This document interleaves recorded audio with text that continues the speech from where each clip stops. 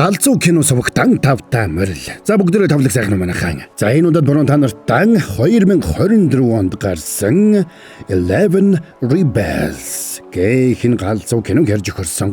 За цаг нэлээд орой болсон ч гэсэн одоо ямар хамаатай юм тийм ээ. Та наргаа борон өөдөж байгаа болов гэд энэ удаагийн кино тайлбараа жоохон орой оруулчлаа. Тэгээд ярьж өгч байгаа энэ галзуу Япон кино та нарт таалагдана гэдэгт итгэлтэй байна мó борон.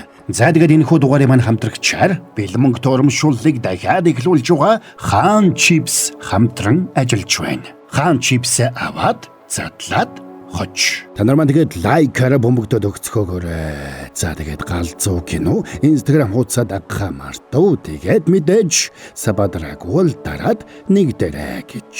За ингээд энэ галзуу Япон киноны тайлбараа эхлүүлцгээе.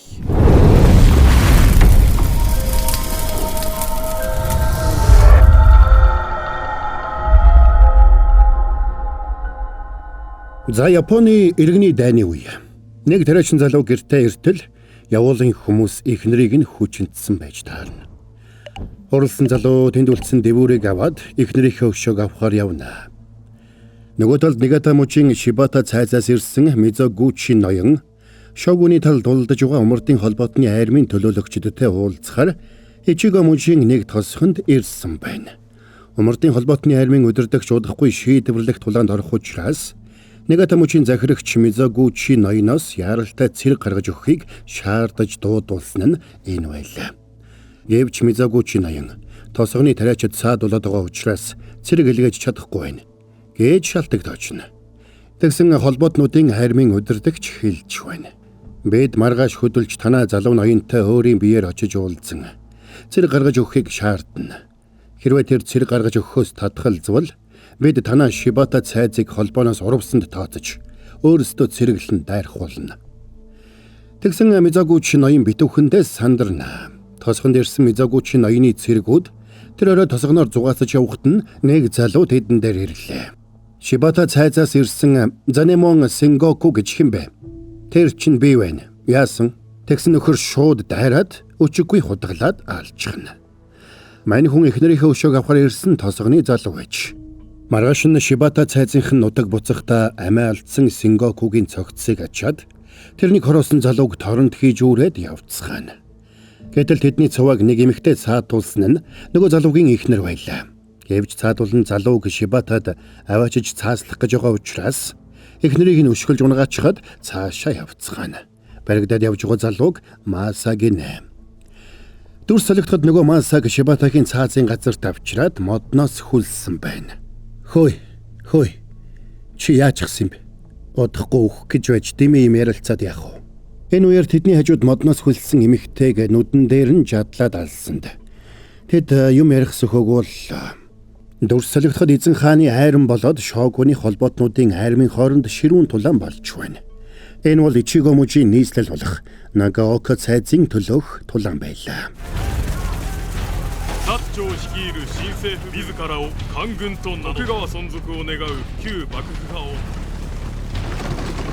Иргэний дайны улмаас Япон улс өмнөд хойд хоёр хэсэгт хуваагдаад өмнөдийн хүчийг эзэн хааны талынхан, хойд хүчийг Токугавагаар удирдуулсан холбоотны талынхан удирдах байдаг.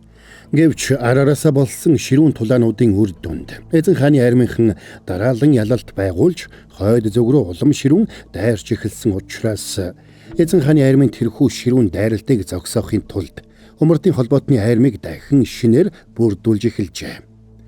Нигата мужийг захирдаг Шибата цайзныхан энэ бүх тулаан дунд альч талыг барьж чадахгүй удтал төвийг сагсны эцэст энэхүү аль нэг талд хүчээр орох ёстой болсон нь энэ байлаа. Тэд нэг бол эзэн хааны талд, нэг бол умардын холбоотны талд орох ёстой болж шийдвэрээ яралтай гаргах ёстой болжээ. Тэр шүнийг байшинд түүмэр дэгдэж тосхон даяараа сандралдана. Гэтэл энэ түүмрийг нэг эмэгтэй тавьсан болж таарлаа. Тэр эмэгтэйч хүүхдийг нь алсан алуурчныг алахын тулд байшинг нь шатаасан гэдгээ хүлээн зөвшөөрнө. Тиймээс эмэгтэйг шоронд хайсанд тэнд үхлээ хүлээсэн олон хүн хэвдэж байдаг. Бас шоронгийн гадах талбайд Маса тэргүүтэй хэдэн залуус модноос хүлээтэй байна. Маргааш нь болоход Нагаока цайз эзэн хааны хайрамд эзлэгдэж, эзэн хааны цэргүүд баригдсан цэргүүдийг цаазалж эхэллээ. Ичиго мужид тулдаж байгаа эзэн хааны хайрмыг алдартай жанжин Ямагата удирдах байлаа. Тэд Ичиго мужийг хурдан эзлэхгүй бол удахгүй цас орж эхлүүл байдал эсэргээрээ иргэнэ гэдгийг сайн мэдэж байна. Энэний тулд тэд Нигата мужийн бомбыг харалтаа эзлэх ёстой гэж дүгнэдэг. Тиймээс бомбыг хамгаалж байгаа Шибата зайзны залуу ноёныг талдаа татахаар шийднэ. Энэ үеэр Ичиго мужаас ирсэн Мизогучи ноён залуу ноёнтойгоо уулзаж умардын холбоонд элсхийг ядгаж байна.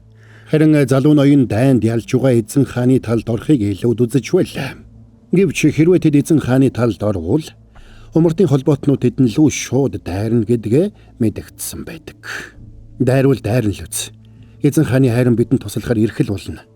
Тиймээс тэр хүртэл ямар нэг аргаар умардын холбоотнуудын айрмыг эндээс хол байлга. Энэ бол чиний үүрэг. Энэ үеэр нэг ядуу хүү шоронгийн талбай руу сэм гитэж ороод Масагийн хүлээсийг тайлаад суллаж байна. Хүү Масаг ахыгаа гэж бодож ирсэн бол Маса хүүг танихгүй байлаа. Эдгээр тэр хүүг танихгүй ч нэгэнд суларсан учраас бушуухан тэндээс зугтах гэсэн ч холдож чадалгүй баригдадгана. Үүнтэй зэрэгцээд эзэн хааны хайрмын удирдагч Ямагатагаас загтал ирж Шибата цайзны ноёнтой маргааш уулзах хүсэлтэйгээ илэрхийлсэнд Мизогучи ноён сандарна. Учир нь тэдний цайз руу эзэн хааны хайрмынхан болоод умардын холбоотны хайрмынхан нэг хоногийн зайтай ирэх нь тодорхой болсон байна. Тиймээс тэдний хооронд нь тулалдуулахгүй байх нь чухал болж хувирдаг. Тэгээд тэр өөрийн хамгийн шилдэг дайчин болох Вашио ноёныг дуудаад нэг чухал ажлыг даалгана. Нөгөө талд чоронгоос оргох гэж оролдсон Масагийн толгойг тас хөрөөдөхөөр бэлдэж байна. Хажууд нь хүлээдэг байсан залууч хэлмэгдэж хамт толгоогоо хөрөөдүүлэхэр болсон байна. Тэгсэн азуулахад Вашио ноён ирээд цаазын ажиллагааг зогсоолоо. Микогучи ноён умардын холбоотнуудад цэргээ өгөхөөр шийдсэн учраас цэргүүдийг эзгүй үед нэг жижиг цайзыг хамгаалах ажлыг шоронгийн хоригдлуудад даатгахаар болсон нь тэр байж. Та нар энэ даалгаврыг амжилттай биелүүлбэл дараа нь та нарыг бүгдийг чинь эрх чөлөөтэй болгоно. За тэгсэн хоригдлуудын нүдэн сэргээд даалгаврыг бушуухан хүлээж авахар болцгоно. Ганцхан мань Масал эхнэрийг нь бузралсан Шибата цайзныхны төлөө тулалдахгүй гэж ээрс татгалздаг. Би чамшиг өчүүхэн амьтанд эрх чөлөө санал болгож байхад татгалзна гинэ. Тэгвэл бид чамайг холиор туссан хүмүүстэй хамт хорно. Тэнд чи халдвар авч тэдэнтэй хамт зүйл дуусгах болно. Сайн л бодоорой. Энэ нэмэгтэйг яах вэ? Хоол хийж чадна гэвэл аваад яв. Ингээд та 10 манай торгуулийн салаа боллоо шүү. Ингээд 10 хүнийг нэг дор алсан аимшиг талуурчин, шудраг бус эзэн ноён алсан самурай, хүүхдийг нь алсан хүний байшинг шатаасан эмэгтэй, гэх мэт гэмт хэрэгтнүүдээс бүрдсэн торгуулийн салаа. Шибата цайзыг чиглээд шөнөөр хөдөлцгөнө. Саяхан эзэн хааны хайрамд эзлэгдсэн Нагаока цайзын цэргүүдийн тэмдэг бүхий хувцас өмсгсөн байсанд тэд битүүхэндээ гайхна. Ингээд тэд явсаар нэг гүүрэн гармыг хамгаалсан жижиг бэхлэлтээр эрцгэлээ. Маргааш өглөө умардын холбоотны удирдагч цэргүүдэд дагуулсаар эхлээд Шибата цайзад ирсэнд Мизогучи ноёнч тэднийг хүндэтгэн өгдөж явна. Мизогучи ноён та зөв сонголт хийлээ. Явж залуу ноёнтой ч уулзъя. Манай ноёны бие өчигдрөөс хойш чилээр хүү байгаа болохоор уулзаж чадахгүй болов. Удахгүй чухал тулаанд орох учраас амрах хэрэгтэй гэж бид үзсэн. Залуу ноён энэ шийдвэрийг дэмжсэн учраас санаа зовлтгүй. Удалгүй цэргийн хангамж ирнэ. Мизогучи ноёны хүмүүс тэднийг ирэхээс өмнө залуу ноёноо хүчээр нэг тийшээ нуусан байлаа. Учир нь залуу ноён холбоотны талд биш, эзэн хааны талд орох хүсэлтэй байж. Эднийг сайн найрлуулж аваад маргааш уулзгая. Маргааш эзэн хааны армийнхан ирнэ шүү дээ. Санаа зовлтгүй. Тэднийг маргааш ирж амжихгүй байлгахын тулд бид замд нь торгуулийн салаа байрлуулсан байгаа. Тэд эзэн хааны армийн төлөөлөгчдийг ядаж хэд хоног саатуулах ёстой. Энэ үеэр Вашио ноён хоригдлуудыг суллж тэдэнд буу сэлэм тарааж өгч байна. Та нар энэ даалгаврыг биелүүлсэн даруйда эрх чөлөөтэй болцгоно. Гол нь та нарын нэг ч л оргох юм бол даалгаврыг цуцалж та нарыг цаацлах болно шүү. Ингээд ноён хамгийн сүүл 10 хүнийг алсан учраас үргэлж тусгай дөнгөтэй явдаг нөхрийг суллсанд бусад 10 нь болгоомжилно. Нөхрийг толгой тасдагч очтой Цүжигэрийг гинэ. Ингээд тэд бэхлэлтэд сайжруулахаар яаран ажиллацгаана. Тэд тэр гүүрийг дараа нь ашиглах ёстой учраас устгаж болохгүй байлаа. Тиймээс тэд Шибата цайзаас мэдээ ирэх хүртэл дор хаяж 2 хоног эзэн хааны армийн цэргүүдийг тэр гүүрээр дагуулахгүй барьж байх ёстой байдаг. Гэхдээ эзэн хааны армийнхан тэднийг Шибата цайзын цэргүүд гэж мэдэх ёсгүй учраас тэдэнд Нагаока цайзын тэмдэгтээ хувцас өмсгсөн байж.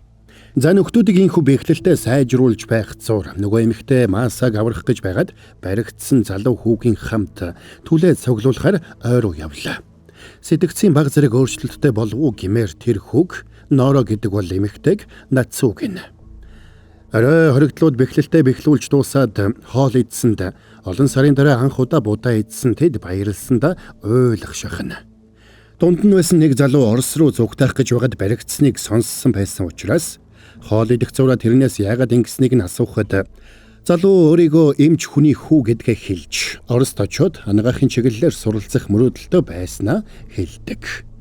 Гэвч тухайн үеийн хуулиар Япон хүн зөвшөөрөлгүй Японоос гарах хориотой байж тэднийг ингэж ярилцаж суудал Маса хоолоо идэж дуусаад сэмхэн тэндээс гараад явсанд нөгөөдөл нь араас нь ажиглана. Тэгээд тэрнийг тэндээс оргож байгааг ойлгоод сандралдаж бүгдээрээ хойноос нь ухаан жолоогүй хөөцгөн. Масачи бэхлэлтийн хаалгануудыг нээж гүүрээр гараад цаашаа гүйсэнд нөгөөдүүлч хойноос нь гүйцгэн. Тэгсэн гүүрний цаанаас эзэн хааны армийн илч цэргүүд бамбар барьсаар ирж байгааг хараад бүгдээрээ сандраад бушуухан нуугдцгаана. Юу вэ? Нагаокагийн туг байх шив. Сони юм да. Холбоотнууд энд байх ёсгүй дээ. За яхав. Хаалган нээлттэй байна, явцгаая. Тэднийг ойртоод иртэл нуугдж байсан Норо хүү бутан дундаас цөгөрцөг болоод баярлж бусдаа харуулж эхэлтэл цэргүүд бутан дунд хэн нэгэн байгааг анзаарчихна. Тэнд чамааг байгааг бид мэдж шүү. Хурдан гараад ир. Ингээд аргагүй байдалд орсон Вашо ноён өөрөө гараад очсонд цаадуулан сандраад тэрнийг хэн болохыг асууна. Энд зөвшөөрөлгүй ирснээр та нар өөрсдөө хэн болохоо эхлээд хэлээд л. Бид эзэн хааны армийн толгойн сэргийлэхийн цэргүүд байна. Бид энд Шибата цайзны залуу ноён Нао Масад бараалхахаар ирсэн билээ. Бид энд тулдах гэж ирээгүй. За ингээ ярилцаж байтал толгой тасдагч Цүжигэр тэсэлгүй хажуугаас нь дайрч ороод нэг цэргийн толгойг тасцсанд эзэн хааны армийнхан ч сандралдаад тэрнлүү дайрна. За тэгсэн Вашиоч тэдэнтэй тулалдсанд бутанд нуугдж байсан бусдан ч тэдэнлүү нэг нэгээрээ дайраад орцгооно.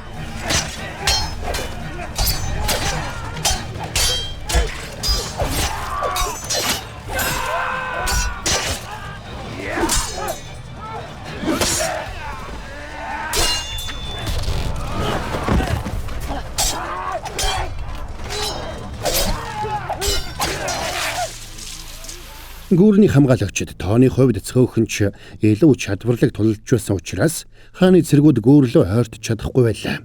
Бутан дунд нуугдж байсан Масач энэ симхийг ашиглаж гүүрлөө буцаад зогтаасанд Норо хүүч дагаадгүй нэ. Тэднийг зогтохыг харсан хааны цэргүүд хөөж гүүрэн дээр гарсан ч гүүрний цаана үлдсэн байсан 3 бууга бариад тэдэн лөө буудсанд Маса Норо 2 суманд оногдох шахаад бушуухан хэвтцгэлээ. Хааны цэргүүд гүүрэн дээр гарсныг харсан Вашо ноён гүүрлөө гараад цэргүүд рүү дайрсанд эзэн хааны хайрмын толгойн сэргийлэхийг удирдах байсан ноён Вашо руу дайраад орно. Харин шилдэг сэлэмчин болох Вашо ноён хуруунуудыг нь тас цавчсанд нөгөө ноён гүүрний хажуу руу унаж гүүрнээс зөвгдөд тогтно. Энийг харсан Норо хүү аврахаар гүгэд очисон ч аврах биш, харин ч гарыг нь алдуулаад доош унахчихна. Ингээд ноёноо хавцал руу унахыг харсан цэргүүд нэмэлт хүч дуудахаар угарцгаана. За тэгээд тулаан дуусгаад эмч залуу шархтсан толгой тасдагч Цүжигэригийн шархыг нь ойсонд цаадах нь ирүүл болсон даруйда зогтоох гэж оролцсон Масаг заавал ална гэж тангаргалдаг. Бусд нь ч зогтох гэж оролцсон Масаг аль хэдийн барьж аваад дөнгөлчихжээ. Норо хүү Масаг хамгаалах гэж оролцсон ч цаадуулан тоосонгүй. Одлгүй Вашо ноён Маса дээр ирж эргэн тойрны суйрангуудад тэдний мэдээллийг өгчихсөн учраас зогтох газар байхгүй гэдгийг сануулдаг. Эхнэрт чинь тохиолдсон зүйлд харамсч байна. Гэхдээ чи энд үхлээгээд юу хожих юм? Харин чи энэ даалгаврыг биелүүлээд эхнэртээ амьд очих ёстой биш үү? Би буцаж очлоо гэд юу өөрчлөгдөх юм бэ? Би хизээч Шибата цайзын төлөө тулдахгүй. Надад юу хүссэнэ хий. Энэ тохиолдолд чи үхэх ёстой. Гэвч сая тулааны үеэр чи миний амийг аварсан учраас энэ удаад би дууг өнгөрье. Дахиж ийм зүйл болвол өвчггүй алжхан шүү.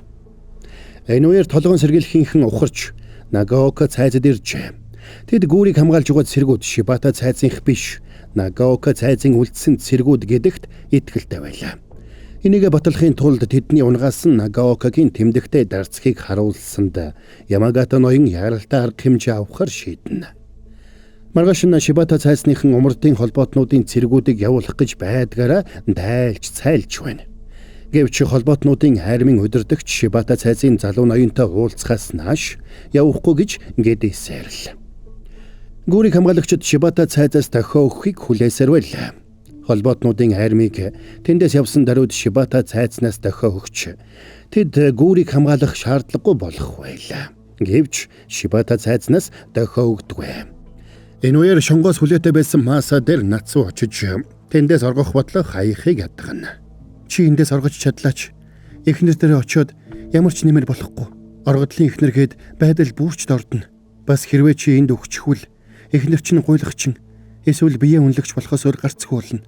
Энэний оронд чи энд гавья байгуулад эрхчлөөтэй баатрын ёсоор очивол эхнэр чинь харин ч баярлах болно штэ. Тиймээс үнийг идэх. Тэгсэн Маса нэгийг бодож эхэлнэ. Харин дотор талд уйдсан хоригдлууд Вашиогийн самурайнуудын нэгийг үдэж угаад мөрийтэй тоглож сакэ болоод хамаг мөнгийг нь салгаж авч байлаа. Тэгсэн удалгүй лойвортож байсан нь баригдаад тэр самурайд алуулах шахна. Азуулж Ваша ноён ирээд тэднийг салгана. Тэгэд Вашио ноёны хамтрагч Ири ноён тэр самурайг ойд аваачаад тайвшруулж бэд даалгавраа биелүүлсний дараа тэднийг угаасаа устгах нь. Тэр цагт чи тэднийг хүсснээр алж болно гэж ярихыг тэнд байсан Нацуу санамсаргүй сонсчихлаа. Тэгсэн аюулын дохиод дуурсанд тэд бэхлэлт рүү буцна. Учир нь эзэн хааны харминхан их буу чирсээр гүүрний нөгөө талд иржээ. Тэгэд их бууга байрлуулсан даруйда тэдэн лөө буудаж эхэлсэнд мань хэдэж сандарцгаана. Гадаа хүлээтэй байсан Маса суманд оногдоод үхэх шахсан ч Азуулж Нацуу ирээд суманд оногдсон хамгаалагчаас түлхүүрийг нь авч дүнгийг нь тайллаа. Энэ маягаараа байвал бүгд их бууны суманд оногдож үхнэ гэдгээ ойлгосон Вашио ноён нэг арга сэднэ. Харин нөгөө талд бэхлэлт рүү нилээн буудсны эцэст хааны цэргүүд гүүрлүү гүйлдээд ирлээ.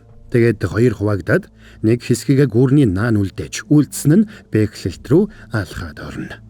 За тэгсэн бэхлэлтийн хажуугаас их утаа гарч удалгүй бэхлэлтийг бүхэлд нь утаа нөмөрлөө.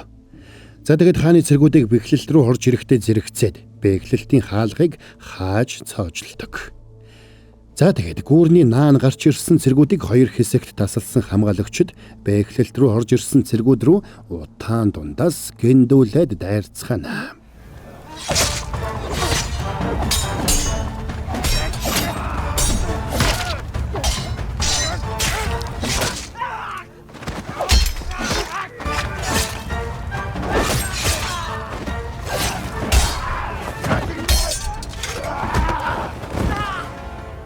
Энэ үеэр тэр хавийг дурандаж байсан эзэн хааны хайрмын цэргүүд бэхлэлтийн хажуугийн ойгоос галаасаач утаа тавьж байгааг анзаарч тийшээ их бугаар буудах тушаал өглөө.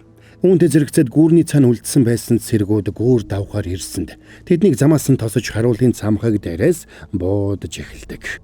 Удалгүй цэргүүд ойгоос утаа тавьж байсан Норо Нацуу хоёр луу их бугаар буудсанд мань хоёр арайхийн амьд үлдцэх.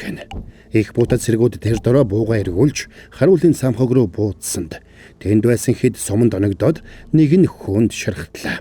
За сори байж гараа борон та нартай гялсны галзуу гоё юм хэлээдгий. Бэлэн мөнгөтэй хаан чипс иргэн ирлээ. Хаан чипс 21 жилийн ойгоо тохиолдуулан Монгол орон даяар 10,000 азтанг тодруулах гэж байна. За дараа ийм гоё олон сонголттой хаан чипсээ задлаад 1000, 5,000, 10,000, 20,000, 100,000 бүр 1 сая төгрөгийн мөнгөний шагналыг хожоорой. За бас мөнгөний шагналаас гадна hoverboard, skateboard, AirPods зэрэг супер бэлгүүдэж хүлээж байна.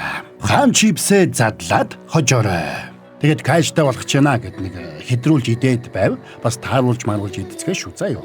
Нэмжлэхэд энэ галзуу урамшуулал 8 сарын 31-нийг дуустал үргэлжилэх юм байна шүү гэж. Ингээд тэд гүүрний цаанаас ирсэн цэргүүдийг тогтоон барьж чадхаа байлсан учраас цэргүүдч бэхлэлтийн хаалгыг нэн уурсаж орж ирснээр тулаан улам ширүүсэн.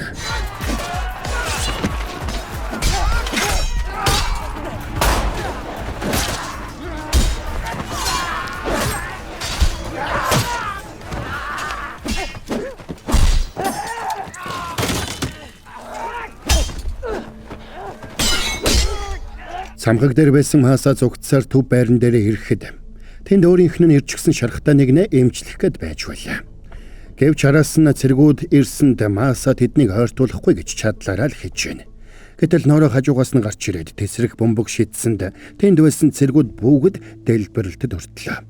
Ноороо хүү гудамд гарахаас өмнө Шибата тосгоны галд наадам зохион байгуулагчийн туслахаар ажилладаг байсан учраас тесрэх бөмбөгийн талаар нөгөө хэдээсээ илүү ойлголттой байж. Тэгсэн Мааса үлдсэн нэг тесрэх бөмбөгийг авч асаагаад хажуу хашаанд тулдаж байсан толгой тасдагч сүжиг ирээ рүү шидсэнд цаадах нь өөрийг нь бүсэлсэн цэргүүдийн дунд тесрэх бөмбөгөө барьсаар дайсны цэргүүдтэй хамт дэлб. Вашоч энэ үмэнийг ашиглаж бэхлэлт рүү дайрч ирсэн цэргийн даргаыг амьдаар нь бариад авна.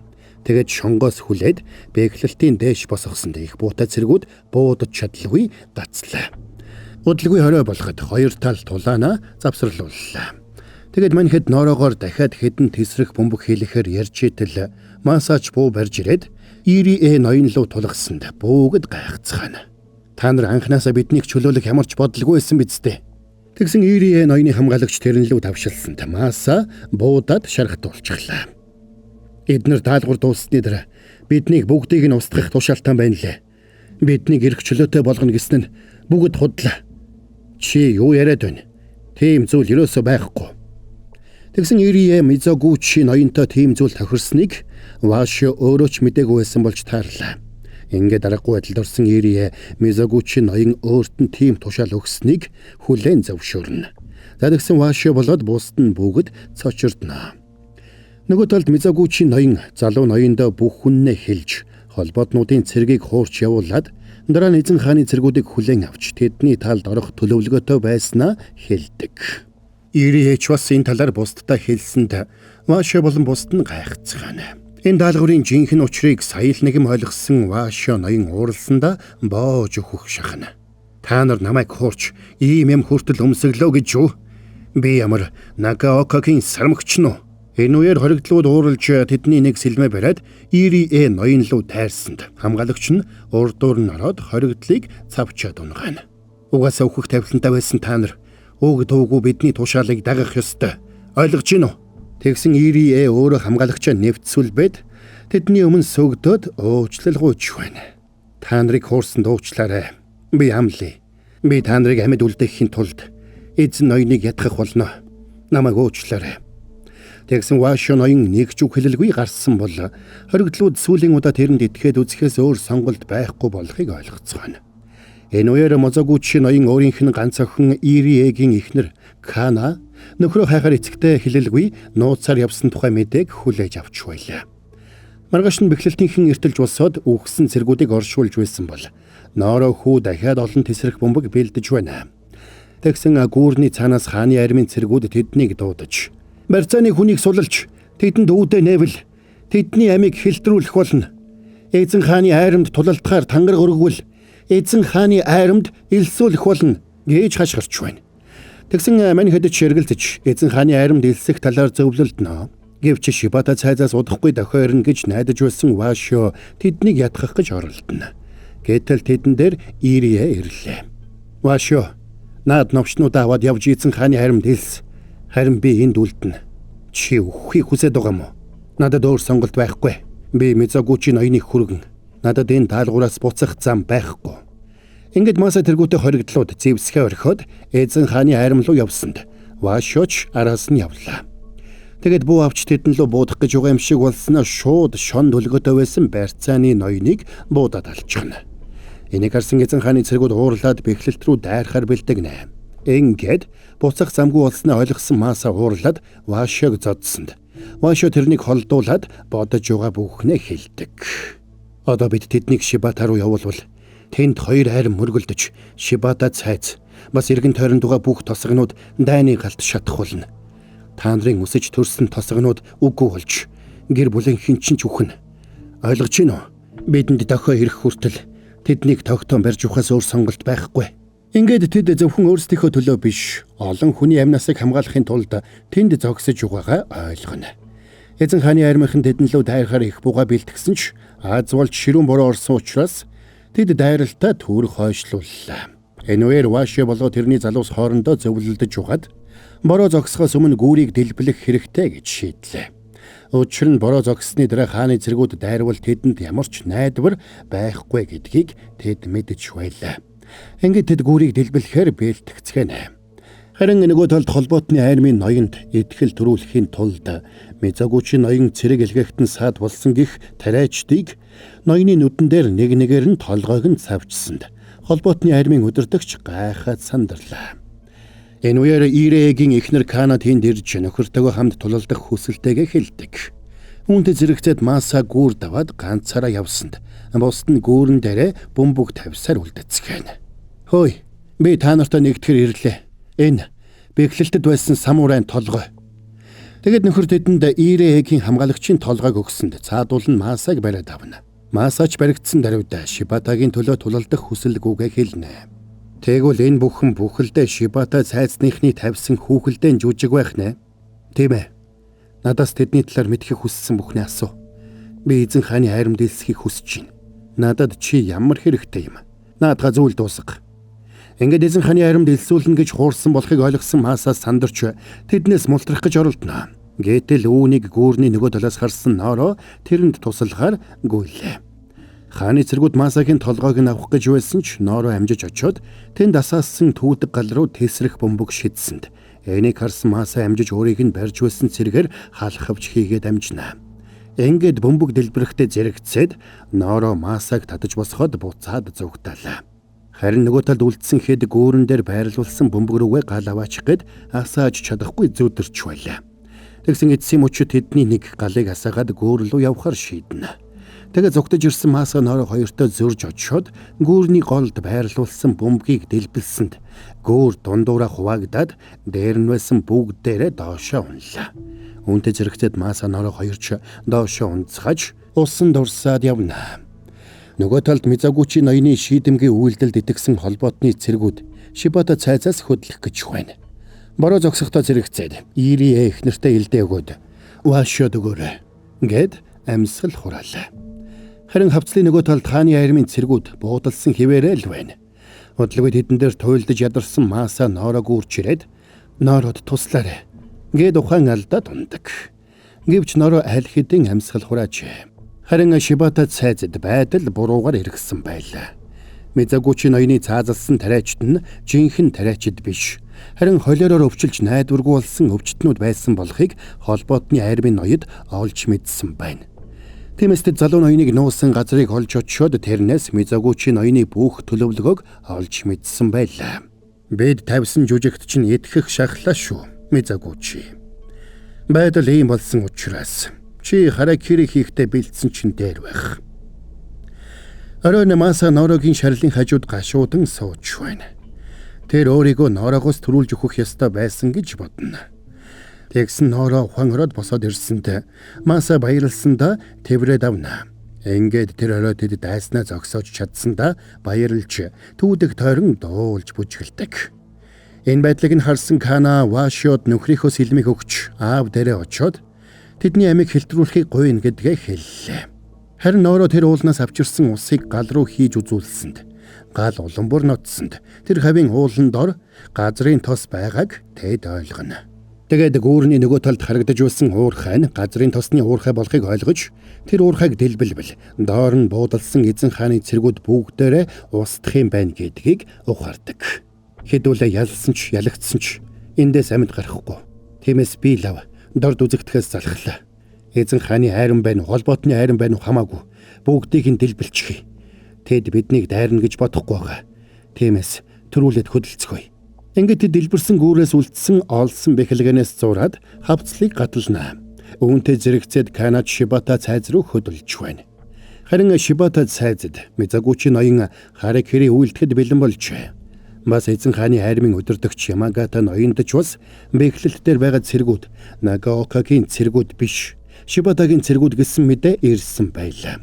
Тиймээс Ямагата ноён уурлаад хавцлыг тойрч тойруу замаар Шибата руу дайрахаар шийдээд цэргүүдээ яаран хөдлөхийг тушаасан байж. Шибата цайзад Мизагучи ноён харакири хийх гэж байтал эзэн хааны хайрам ойртон ирж байгааг мэдэгдсэнд холбоотны армийн өдөртөгчд яаран тэндээс хөдлөлөө. Ингээд тэдний гарсан даруйд залуу ноён бушуухан очоод Мизагучи ноёныг харакири хийхийг байлуулдаг. Уурхаан үдэнд очисон хэдэж газрын тосны судал олохоор ухаж байна. Тэгсэн нэг газраас газрын тос олгойтсонд тэд шууд татаж эзэн хааны армийн хуаран байгаа газар руу чиглүүлэхэд газрын тос тийшээ урснаа. За тэгэд газрын тос хуаранд хүрэхдээ зэрэгцээд Маса тесрэх бөмбөгөө асааж хуаран руу шиднэ. Хүчтэй дэлбэрэлт болоход хуаран руу урссан газрын тос хуаранг бүхэлд нь гал давтууллаа. Гэтэл гал газрын тос байсан газар руу өгсөж ирээд дэлбэрсэнд мань хэд өөрсдөө дэлбэрэлтийн долгионд цохиулаад унцгаана. Энийг харсан хааны цэргүүд тэднийг барихаар дайрсанд Вашио өвгөн самурай хоёр тэдэнтэй тулалдана. Удалгүй бусд нь ч нэг нэгээрээ ухаан ороод дайснуудтайгаа тулалдацгаана.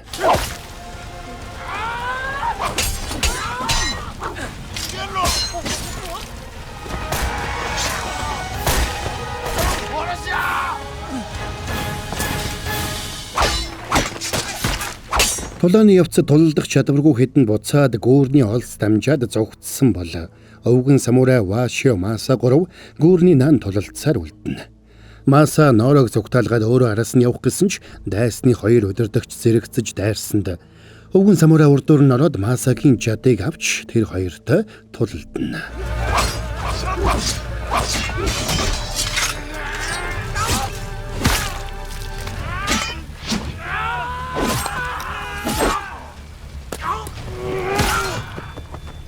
Өвгөн самурайг үхтгэн унахыг харсан Вашиоч сэлмээ аваад тэдэн лүү дайраад орно.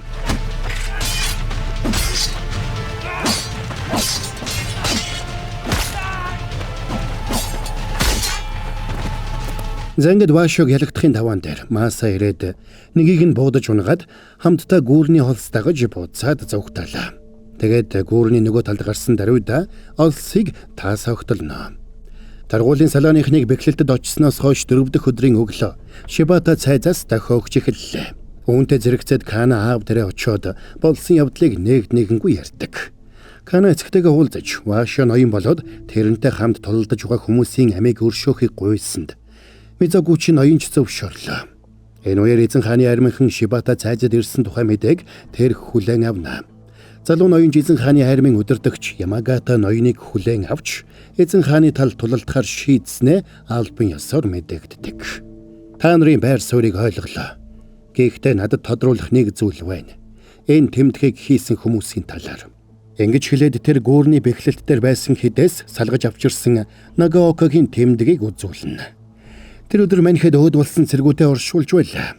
Үүнээс гадна цайзаас дохио өгсөн учраас даалгавар нь дуусаж угаад тэд баяртай байна. Гэвч Маса Шибата цайз руу буцах хүсэлгүй байлаа. Тиймээс төрлөх тосгонлогоо явахаар ганцаараа хөдлөнө. Тэрнийг харсан Вашио очиод уулзсан ч ганцаараа явахыг нь болиулсангүй. Амжилт хүсээд явуулдаг. Нөгөө талд өөртөө хамт цайзад ирсэн нацууд Кана мөнгөн зоос өгч талархснаа илэрхийлээд явна. Гэвч Кана нэг л хачин царайтай байсанд нацуу гайхаад өнгөрдөг.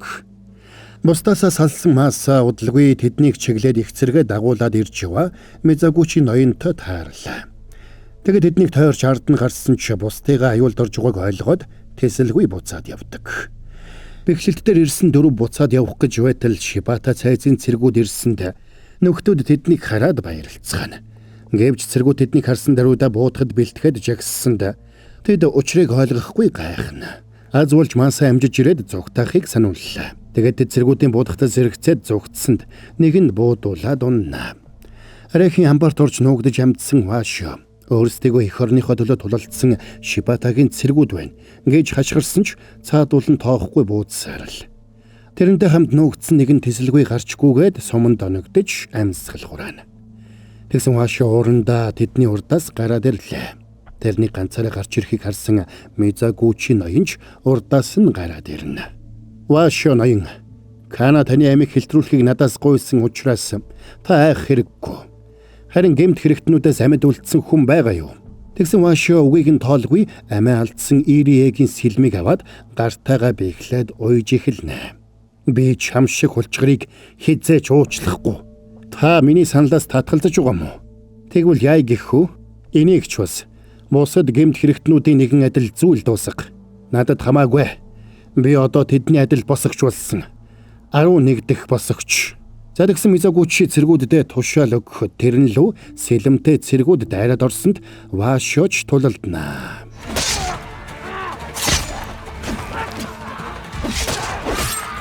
Сандарсан Мизагучи ноён буута цэргүүддээ буудахыг тушаахад Вашиоч цэргүүдийн нэгээр бамбаа хийж амбар руу орж амжина. Тэгэд буута цэргүүд буудаж дууссаны дараа Вашио дахиж гарч ирээд хоёр гартаа сэлэм бариад цэргүүд рүү дайраад орно.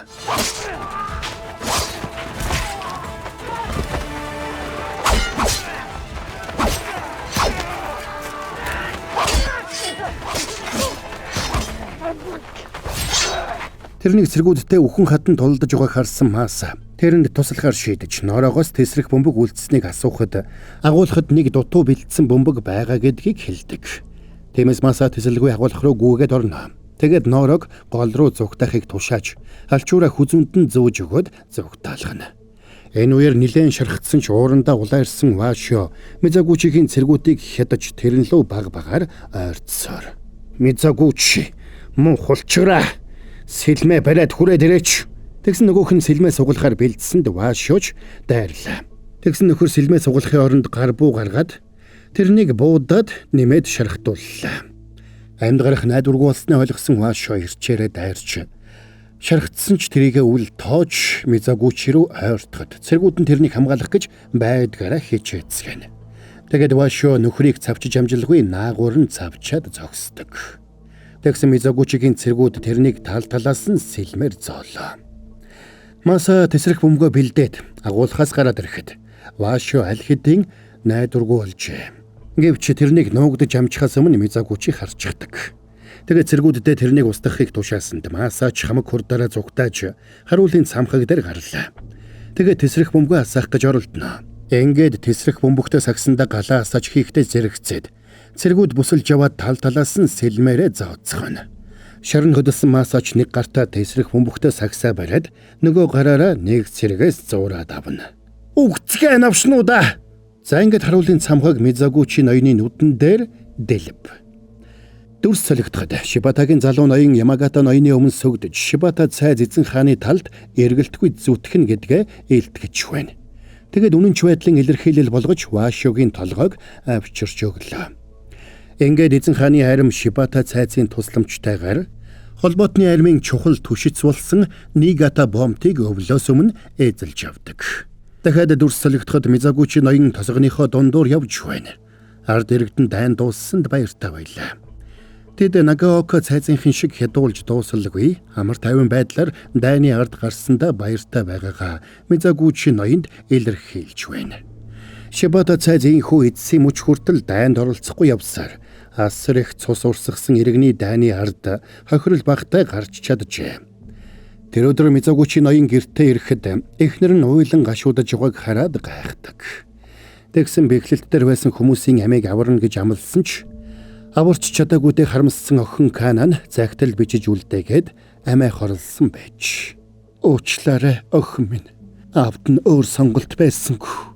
Дахиад дүр солигдоход Нацуу Норо хоёр Нигата бомб дээр ирж Масагийн эхнэртэй уулзаж байна. Тэд эхнэрт нь өгөх гэсэн ч эхнэр нь авахгүй байлаа. Тэгээд тэр Масагийн хүзүүний оролтыг хараад тэднийг нөхрийнх нь найзууд болохыг ойлгодог. Нөхөр чинь чам дээр эргэж ирэхийг эцсээ хүртэл хичээсэн юм шүү. Тиймээс үүнийг ав. Нөхрийнхөө төлөө чи аз жаргалтай амьдрах ёстой шүү. За, Норо явъя. Ингээд тэд гудамжинд хүмүүсийн дундуур явснаар кино маань конец фильм. За, ингээд энэ галзуу Япон киноны тайлбар маань дууслаа.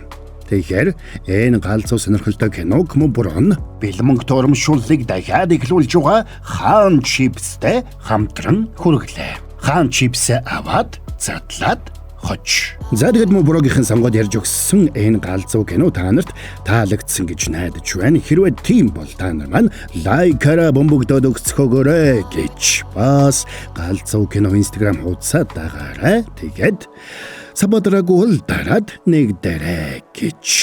За тэгээд хэдүүлээ дараагийн бас нэг галзуу киноны тайлбараар эргээд уулзацгаая.